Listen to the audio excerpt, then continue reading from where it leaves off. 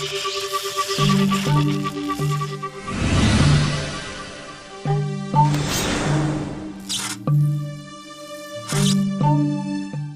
is up, Zelda fans? It's your boy HMK once again, and yes, The Legend of Zelda Tears of the Kingdom, as you might have heard, has been officially rated by the ESRB.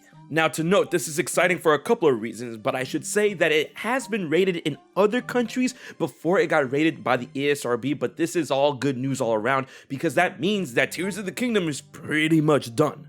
I wouldn't say it's golden, but at the very least, Nintendo shipped out preliminary copies to the rating boards of various nations in order to get this game rated out and about. So the final product is going to reflect that of what the ESRB and other boards have played.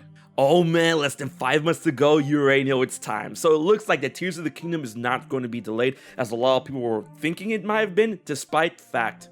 All recent investor inquiries were answered with the fact that Tears of the Kingdom is still set to be released on its release date that was revealed not too long ago, which is May 12th. And the fact that, it's finally been rated by the ESRB. Hooray! You can find the rating over on Nintendo's official website when you look up Tears of the Kingdom. It's rated E10 and up for fantasy violence and mild suggestive themes.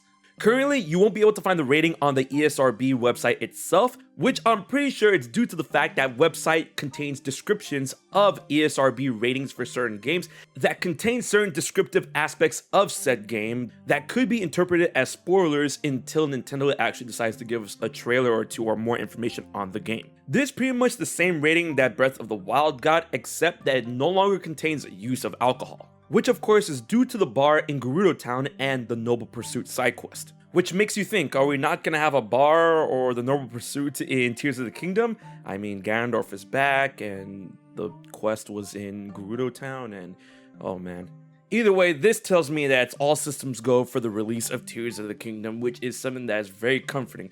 But at the same time, I've seen that there's a couple of people on social media that's actually mad about Tears of the Kingdom being rated E10 and up and not being rated T or M. I've seen with a couple of cases, because with the whole idea that Tears of the Kingdom was supposed to be dark, apparently people expected it to be T because of that. And I think that's pretty ridiculous, because there are a ton of dark games, Zelda games included, that have been rated E and E10 and up, and they got away with a lot of wild stuff, with the only Zelda game rated T for teen being Twilight Princess.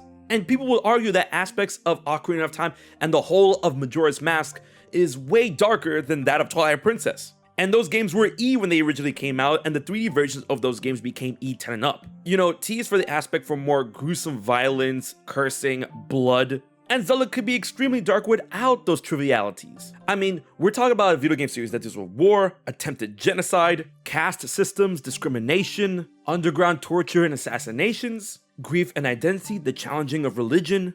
I can go on, and the first Tears of the Kingdom trailer, by the way, if you haven't forgotten, has a literal corpse in it. So please, if you're bothered by the E10 and up rating, don't be. 2023 is looking bright, and I can't wait for more info on Tears of the Kingdom. I'm sure we're gonna get some soon in the new year. But until then, be sure to like, share, and most importantly subscribe to HMK to keep on top of all the Zelda content every week. Until the next video, this has been HMK, and I'll check you guys later.